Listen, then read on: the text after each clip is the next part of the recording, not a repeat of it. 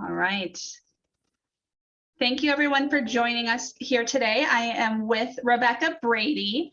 Rebecca Brady is the top seed at her company, Top Seedz.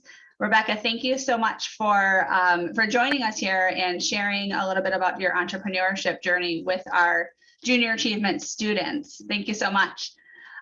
Just to kind of get started, congratulations again on your big win at the 43 North business plan competition. That's exciting. Yeah, very exciting. A great team effort. You know, Buffalo people included in that team. We couldn't have done it without our customers and getting that good start that we got. That's great. So can we start, Rebecca? So your title is Top Seed, which I love. Can you explain a little bit about where that comes from, what that means? Yeah, well, you know, the top seed is the person who's most likely to win or the highest achiever in a sport.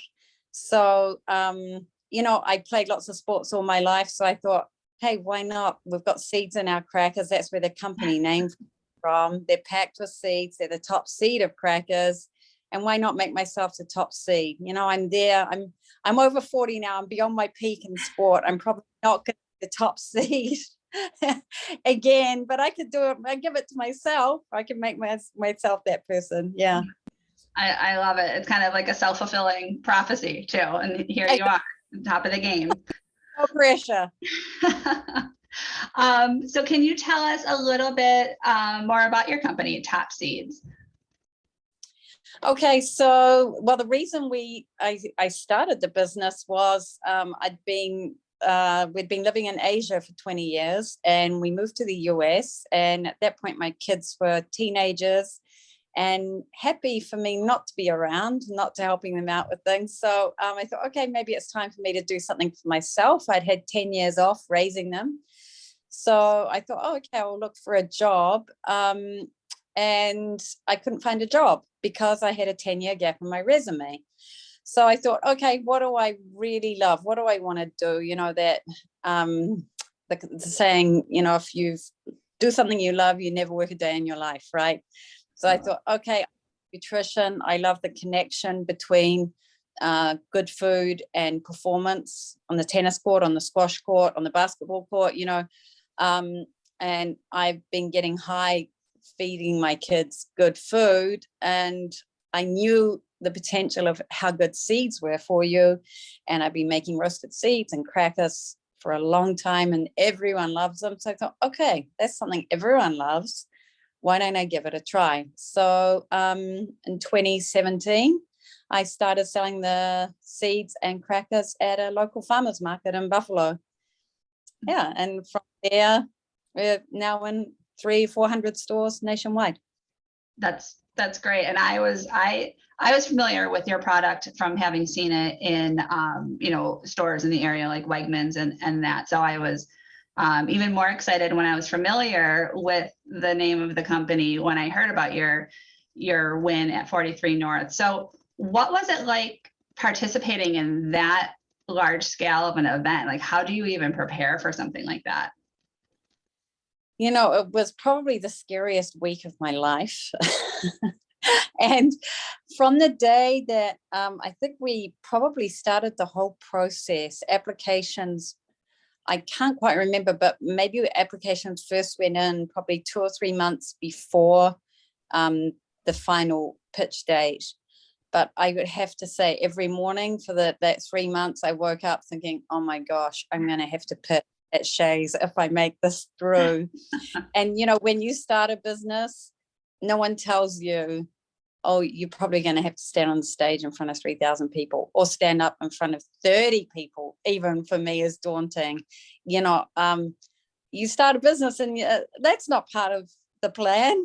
Sure. To do that. So, you know, and what happens in the end is you just have to change your mindset and think this is for the business. It's not for you. Don't be so selfish. You've just got to do this.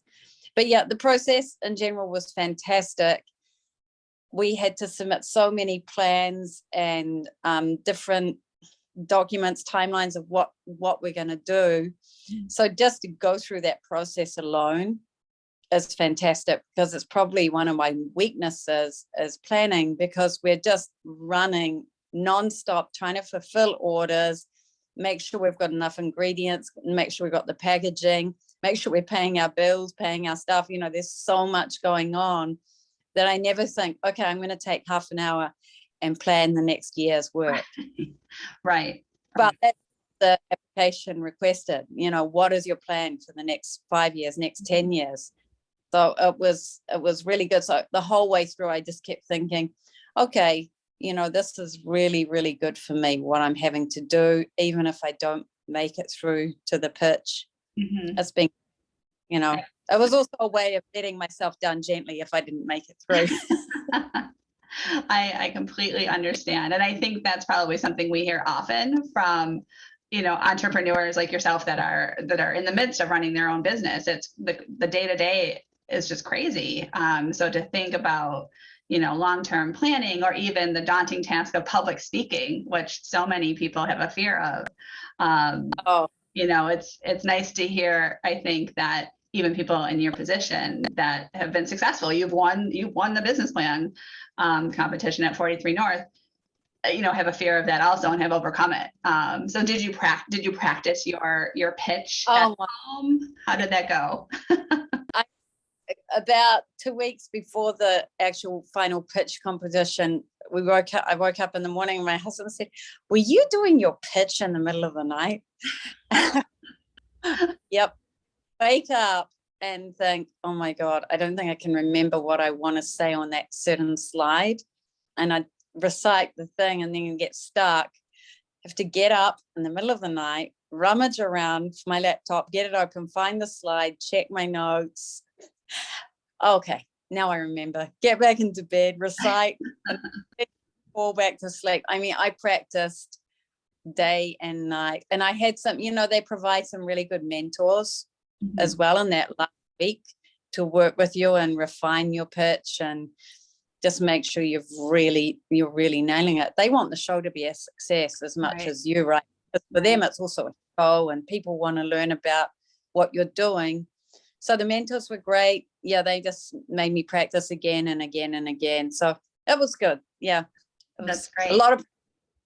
I can only imagine. So I know some of our students watching this video might already be familiar with the competition and maybe have even been in the audience before.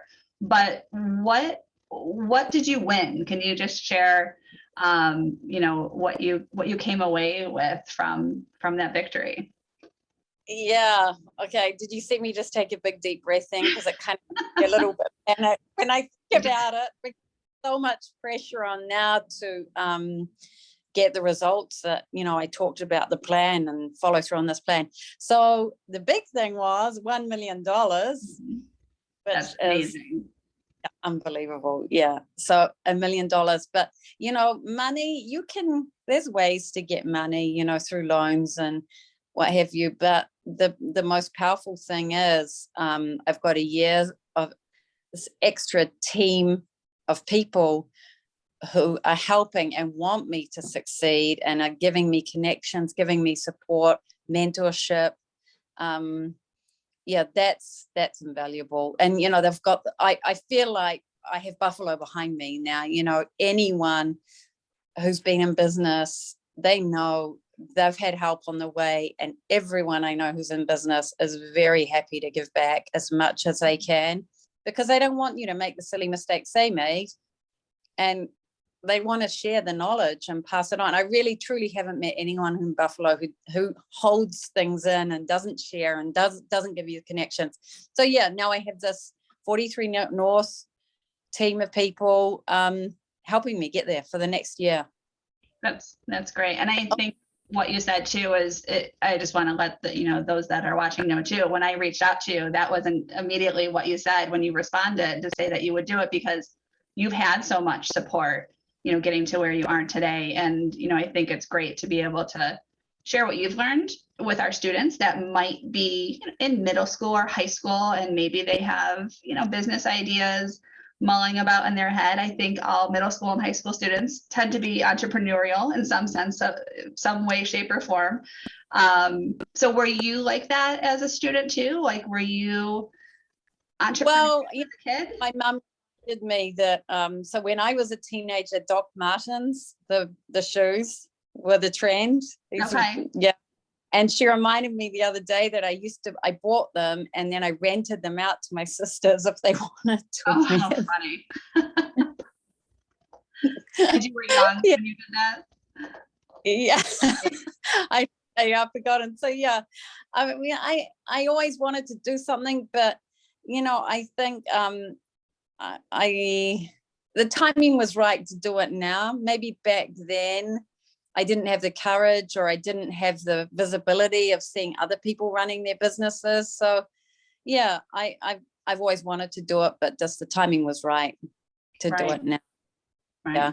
Yeah. It can be all about timing. That's for sure. Yeah. Yeah.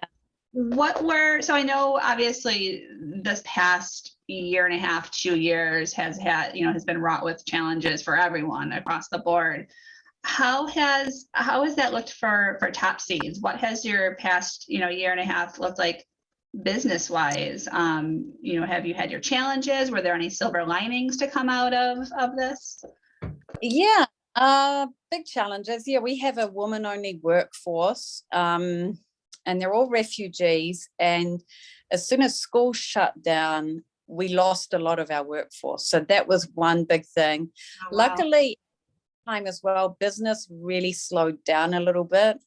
So I kind of contacted, and also on top of that, a lot of our employees were catching buses, and there was just no way people wanted to get on buses at that point either. So we lost a lot of our workforce, but slowly we've built that back up, and it seems to have fixed itself now. But at one point, yeah, I was working 24/7. I was actually back on the floor making the crackers and yeah, just trying to fill them. But as a business owner, you got to do what you got to do, and that's just how it works out. Silver linings, we with a food product, the more mouths you get the product into, the more chance there is that people are going to repeat buy or buy. So we had a team of about, I'd say 10 to 12 demo people around the country in supermarkets demoing our product daily. And of course that shut down overnight. Right. So this is a silver lining. We did a big pivot, and I found subscription boxes that for gluten-free people, or snack subscription boxes. And you provide your product for free to these subscription boxes, but it gets out there to someone who wants a gluten-free product, for example. So it's very focused, very targeted on your customer. There's even wine and cheese subscription boxes that we put our products in. So that was a lot of fun. And when we've all dodged those people demoing in the supermarket. You try and circle away from, I don't want to get trapped. I demoed 24/7 when I first got into some supermarkets. I lived in Wegmans for a long time because it's define success. If you're in the supermarket promoting your product, more people are going to try it, right? And it's hard work, when people are trying to avoid you. But I know I do it myself. So, so to not have to do that and get it to people who wanted to try something, who are paying for these subscription boxes, is fantastic. Yeah, I mean, and so now we've actually, even with our broken crackers, we package them up into little boxes. And anytime we get a wholesale order from like a little juicery or a co-op, they do their online orders through us daily. We include some of those mini boxes. So they have samples to give to their customers. It's really taught me a lot that we don't. And, the pros and cons, with demo staff, I had a great team, but, there were some people that I didn't really know. And I didn't know if they were there. They say they're there for 3 hours demoing. Right. Were they there? Were they on their phone? Were they focused? Sure. Like the owner demoing is really where I got my heart and soul in it. Right. But yeah. So at least I know with these little mini boxes, the word's getting out there, and yeah, so it was a lot of fun. I think they were the two big things, the staff and the demoing with COVID. Yeah, of course we were lucky because people were no longer eating out so much and shopping more in supermarket at one point, right? So of course that was for us there. Yeah. Interesting. No, those are good points. And it's interesting to hear. And as your business continues to evolve, obviously, and grow, how do you see that? Like, will you bring new additional staff on? Will you grow your facility? Will you expand your marketing plan? How does that look kind of moving forward? Exciting stuff, actually. So now we have the $1 million. We are building a new facility and trying to automate a lot of our processes. At the moment, everything we do by hand. We're cracking the crackers by hand. We're packaging by hand. We're rolling out by hand. We have a mixer. Okay. That mixes up. Yeah, that's not a person, that's a machine. But even everything, you're wrapping the pallets, it can all be automated.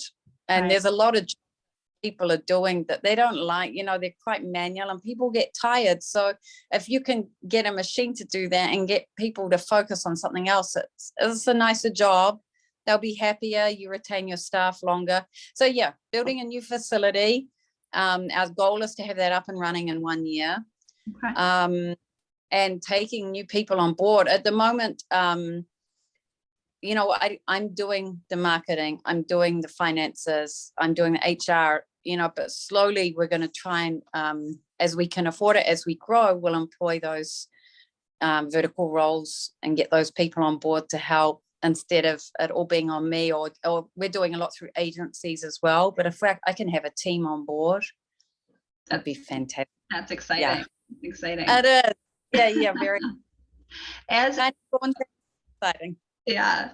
As a business owner, so at Junior Achievement, we do a lot of programming around work and career readiness, as well as entrepreneurship and financial literacy. Those are our 3 pathways. But working with the students, how we talk a lot about soft skills and just, what makes a good employee. So as a business owner, what are some of the skill sets or things that you look at when you're hiring, when you're in this position to hire?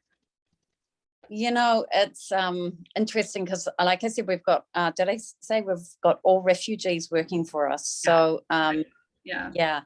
So their English is pretty minimal. So it's very basic, but the first thing I look for is, do I get a nice feeling? Are they a happy, nice person? Can I see them being nice? Because,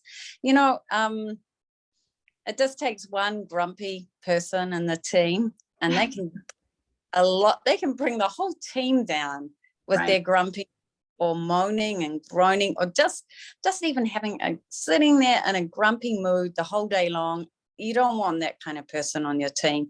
So first of all, I look for someone who's happy and kind, nice person. Second, once they're in the workspace, I can tell straight away, are they a hard worker? Mm-hmm. I think you can pretty much teach people anything if they work hard and have a positive outlook on life. That's sold. I'll pay them whatever it is to keep them on my team, because they're the people who are going to succeed. Right. And they're not the people who, I try and tell my employees, say, oh, she didn't do this or she didn't do that. That lady's lazy. I can see. So I don't look back at these people who aren't doing. If you work hard, show me that you're committed, you're going to go a long way. So yeah, I think hard work goes a long way. Commitment, happiness, it's actually really basic things. Right. Yeah. But sometimes those are the tough skills to find sometimes, unfortunately. But I think that's a great point. If you have one grumpy person on the team, it's not fun to go into work that day, right? And trying to them what they're doing to the whole environment, it's really hard. Or to ignore them even is hard. Right. It's exhausting. Yes, it can be exhausting. Yeah. So, Yeah.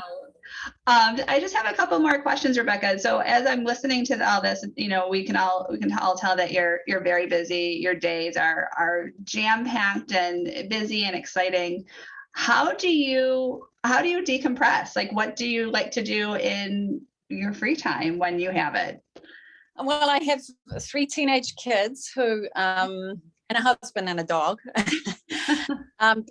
We all love to play sport, and I think it's a fantastic outlet. I'm very competitive, so we got to be careful what we get into, because sometimes it ends in tears. I have one other child who's as competitive as me, so some board games, not put away, and we're not allowed to get them out. Many arguments. Yeah, I spend a lot of time watching my kids play sport, or we play sport together. I just make sure. I learned early on that I had to just book, for example, golf games or tennis or squash, because there's always going to be work as a business owner. I could stay here 24/7 and I'd never be caught up. I just got to learn that, I just got to book some time, go and do it, go to a concert with my kids even, and then when I come back, the work will still be here. And, it's, just making time for friends and go and do some stuff. Yeah. Those are good points. And I agree. You have to find that balance, right? Yeah. Now I think it's more important than ever. So, as we're, obviously we're moving into, the holiday season and, into 2022, I always think about, how can I support small business, and how can people that are listening, our students and our teachers, how can they support businesses like yours? What are some of the easiest, most, simple ways that, a teenager can support a business like yours, for example? It's so funny. I'm just trying to, there it is. I do a blog each month, and the Small Business Saturday recently, right? So I actually talked about different things that you can do to support small businesses. And it's really massive combination, but of course, buying the product is a big one. Right. But, there's also things like social media. When, even if you have 5 followers and you post a picture of the product that you really like, even if those 5 followers just see it and go, oh, she really likes it, maybe I'll give that a try. Or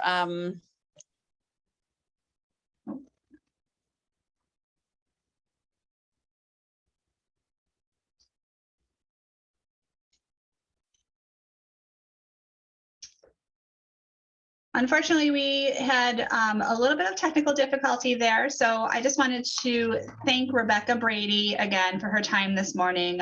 Rebecca is the top seed at her company, Top Seedz, and you can find her product in Wegmans and other stores in our area, and certainly online. You can check that out as well. So thank you again to Rebecca. I appreciate your time today, and to everyone watching. Have a wonderful rest of your day.